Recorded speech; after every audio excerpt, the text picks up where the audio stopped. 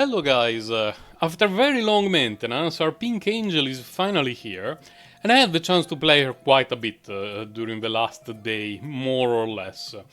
I'm fairly happy about her performance, but it feels to me like she's a fairly complex character to build in terms of save files, and it will take multiple runs to have good save files for her, depending on which team you want to set up around her. And in order to discuss that, we have to have a look at the cards. I am still not a fan of the basic cards. There are some epiphanies and playstyle that relies on disruption fire. She also has some potential that improve disruption fire, but for me it just doesn't work. I prefer to always remove the three basic ones and rely on the rest of the cards to do her things. With all my heart, this is a little bit a situation similar to Renoa. Renoa has a card that generates her bullets. Usually the two best options are the skill version that generates 3 bullets, or the upgrade that generates 1 each turn, and you want to copy them. For me, Diana is the same. If you get offered the one that generates 3 heartbreakers, you can pick it, it's great. If you get offered the upgrade that you can play for free because it has Quietus, and it generates 2 Heartbreaker each turn, potentially free, you just pick that one. I prefer the upgrade because it's 1 fewer card in the deck and it's 2 guaranteed Heartbreakers each turn, regardless of the card draw RNG. And I even have a save file where I have 2 with all my heart upgrade version, and I love it. It's my favorite card. It's my favorite version of my favorite card. And the other 3, the 3 epiphanies in the center, very usable, but I just prefer Epiphany 1 and Epiphany 5. Something that I tested, this one, the one that changes the exhaust cards in hand into Heartbreaker, does not work with the Serenial. I'm guessing it's because Serenial's laser, they have exhaust 2, so the game doesn't count them as cards with exhaust, which is silly if you ask me. But unless it's a bug and they decide to fix it, it doesn't work with Serenium. Then we have Milk and Pong. Come here, Milk and Pong. I really like the version with Retain. It's a unique card, we cannot duplicate it. Each turn we create a Heart Shaker, which is this one, the one that generates the resonance text. If we want to use it manually, we transform each Heart Shaker in hand into a Heartbreaker. So instead of the skill that applies resonance to an enemy, we can generate the regular attack card. It's very versatile, it has retain, so once you have it in hand, it's 1 fewer card in the deck. The effect is useful each turn, so I'm quite a huge fan of that. I also like the version that discards 2 cards to create Heart Shakers +1. And it's very solid, and it gives her an extra way to discard cards that does not rely on other combatants. Very useful. This is a card that I would always try to duplicate and see if I can get both the retain version and the discard version. One of each is going to be excellent. The Pistol of Purification, which is a great source of damage, all of them are decent, they do different things and synergize in different teams. So, pick your own poison. Like, once you need to set the team, the other combatants first, and then you pick the correct epiphany. I liked this one because it's good every time. It has the bullet tag, so it has a synergy with a lot of cards, and it generates resonance and it can trigger resonance. So overall that one is very solid. Of course, this one is great if you have a deck that can apply a ton of resonance to the enemy, and then you trigger it a gorillion times and it's going to be fantastic. She also has an AoE version. I didn't have the chance to play with it because most of the difficult fights in the game at the moment are single bosses. And the only boss where you want some AoE is the Colossus, but I would not play the Diana against the Colossus. And then we have Blooming Love. Blooming Love, she has this one. This one is amazing if you're playing with Renoa. They work really well together because they both get cards that discard other cards. So it's a combo team made in heaven. And considering that Renoa wants to generate bullets, Blooming Love, especially if you get the Divine Epiphany that makes it cost 0, is amazing because it gave you the opportunity to discard bullets, doing pew pew pew, and if you have Quietus cards in the deck, you get to draw them. It's fantastic. Even the upgrade is very nice, but I would not necessarily play it in a team with Renoa. So, if you have a team that is more centered around Diana, the upgrade version is amazing, because you're guaranteed to get some Quietus card in hand each turn. If not, so in case you're playing with Renoa, just get this one. This one is going to be amazing. But all of the cards have some utility. Like, if you play Diana for some time, you will notice that every now and then you will have those turns where 8 cards in your hand are bullets. If you have this Epiphany, you're going to have a very good time. So, no real bad Epiphanies for Blooming Love. It just depends mostly on which deck you're playing with, which team you're playing her in. And Liberated Feelings can be a dud if you draw it early in the run, or an absolutely phenomenal card later on. Because it costs 2 and it allows you to draw 2 exhaust bullets from the deck. Even if you ignore the damage, pretend that it does not deal any damage, the fact that later on you can draw 2 bullets from your deck and start a chain of discards, it's amazing. In addition to that, it deals quite a lot of damage as well, so fantastic card. And it's just a pity that sometimes it feels like a dud, because you do not have bullets in the deck at the beginning of a run. Something that bothers me a lot, you will probably see it later when I attach a showcase. If you do not have bullet cards in the deck and you play Liberated Feelings, halfway through the animation, which is a very beautiful animation, you get the warning on screen, hey, you don't have cards to draw in the deck. Why did you have to show it during the animation, Smilegate? Come on, it's such a beautiful animation, show it at the end. If I don't draw any card, I know why. Partner, I will talk about Sophia a little bit more in depth. I want to make some comparisons between her 3 stars and the Battle Pass partner. Sophia is great. You may notice that, for example, I skipped the partner for Rita, I skipped the partner for 9, but I got Sophia, and she deserves it. That's a little bit of a spoiler for the Sophia video later on. Save files, I have 2 that I like. This is the one that I consider general use, and it has a lot of With All My Heart, so that she can generate a bunch of Heartbreakers, and it looks a bit scary to have an upgrade card that costs 3. But there are so many ways to discard cards, either in her deck, or Nia's deck, or Renoa's deck if you're playing with Renoa. This is a 0-cost upgrade card with one of the best effects in the game, and it's absolutely phenomenal. 2 copies of Come Here, Milk and Pong with different epiphanies. I got this Pistol Purification.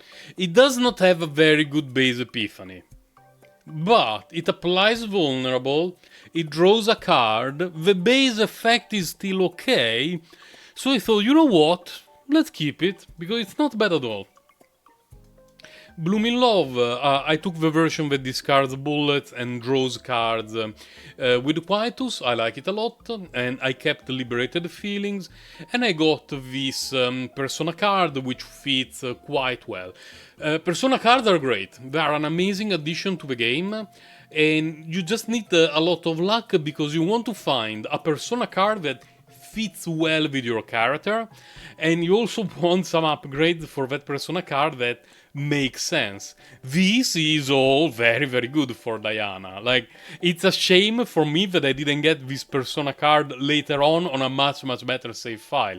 This save file is fine, but it's not exactly what I would do. But I'm fairly happy for general use for Diana.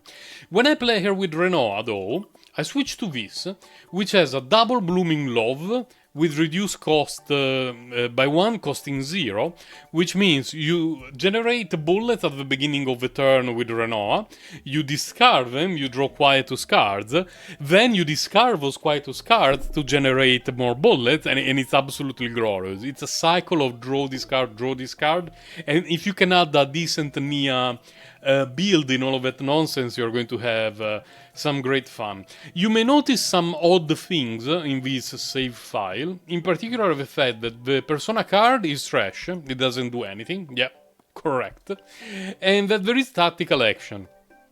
This was a card that was offered to me at the very beginning of a run in a chaos exploration where every enemy basically had the shield, and I thought, you know what, I will bring it with me, I can always remove it before the run ends. And then it got the Divine Epiphany that makes it cost 0, meaning that it's a card that I have in hand on turn 1 and it's removed from the deck for free, and the effect, it's not terrible. It's a 25% increase in damage against some enemies. So I decided to keep it. Lot of room for improvement for a save file that you want to use for Renoa, of course, and I will definitely try to get something better, but for the first 3-4 hours of playing Diana, I was pretty happy about this. And of course, with all my heart, in upgrade form, which is my absolutely beloved. Gear, this is a must-have for her. Ignore the engraving, but this card, the second method for her, among the cards, among the equipment that we can get relatively easily, this is absolutely a must-have. When I see it in the shop, even if it's full price, I always pick it up. And try to get this one because it fits her very well, and you will basically have 45% damage amount increase every turn semi-permanently if you have the dimensional cube. Memory fragments, I'm using the Spark of Passion set. Unfortunately, I have not spent a lot of time farming it, so my discs, my fragments rather, are not particularly great, but they're absolutely serviceable in every slot. She doesn't have a single piece that when I see it I want to throw up, is what I'm trying to say. There is only this one that has a ton of room for improvement, but luckily these two sets are farmed together, so eventually something good will come up in Millhouse.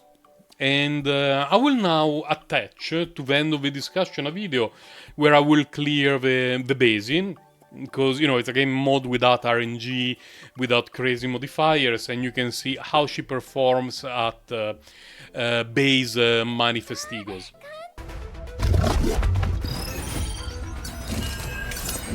いつでもどうですか戦術これでいく戦術起動や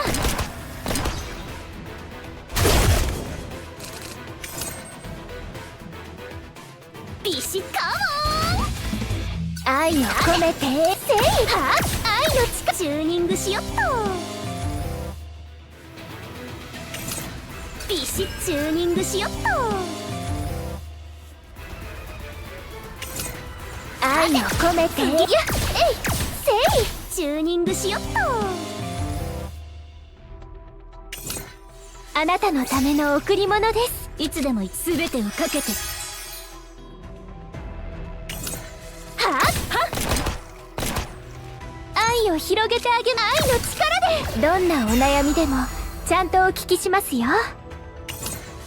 いや見事な攻撃でしたわ行くわイエイ待機中全てをかけてせ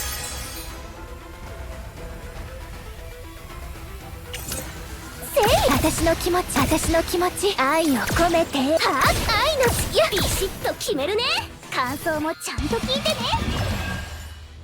いつでも言ってくだどんなお悩みでもちゃんとお聞きしますよえい手加減はしないさて愛を込めて撃ちます Diana feels as if Nia and Renoa somehow had a child, because she has the card draw and discard mechanics of Nia, while also having the damage through discard and bullet mechanics of Renoa. And the cool thing is that these three characters together form an excellent team. In the basin, you saw how well they all synergize with each other. And you need to keep your expectation, in line with reality. What I mean by that is not that Diana is bad and you get her, she's not going to be performing well. No, no, no. She's a pew pew pew character, meaning that if you take scenarios and fight where 9 is the best character in the game, Diana is going to feel like ass, because she does not have any single big bonk. In scenarios, again, where you're doing a lot of pew pew pew pew pew pew pew, we have Serenial, and Serenial is a tier and a half, if not 2 tiers above pretty much every character in the game, if you can do pew pew pew pew pew.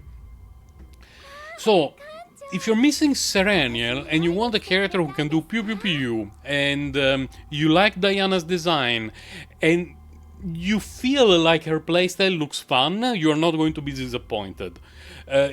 She's going to be great, especially if you can form a proper team around her. For me, her best team members are Luke, Renoa, and Nia. But even Lucas is going to be fine. I've not had the chance to test him well because I don't have him built, but he's going to be great if Diana is the main damage dealer. For me, she gets absolutely a thumbs up. In terms of fun, I would say she's probably the most fun character in the game. Because Serenial has a cool gameplay, but it feels like you are a butcher and you're putting all the enemies into a meat grinder when you're playing Serenia. Like, you're just steamrolling stuff. It feels embarrassing to be an enemy when you're playing Serenial. 9 in terms of performance is amazing, but I do not find the playstyle particularly engaging. Like, bonk, bonk, bonk. There is not a lot of, setup and thought into playing, into just spamming Hugh each turn. Whereas Diana, I found her incredibly entertaining and fun and engaging to play. You need to think what you have in the deck, what you have discarded, what you can draw, what you can reshuffle. I enjoy that kind of playstyle. It's a lot more convoluted than other combatants. Not in a bad way, but it requires a bit more attention. So pull at your own peril, but if you like her and the playstyle looks fun, you're not going to be disappointed because she's pretty glorious. Bye guys and take care.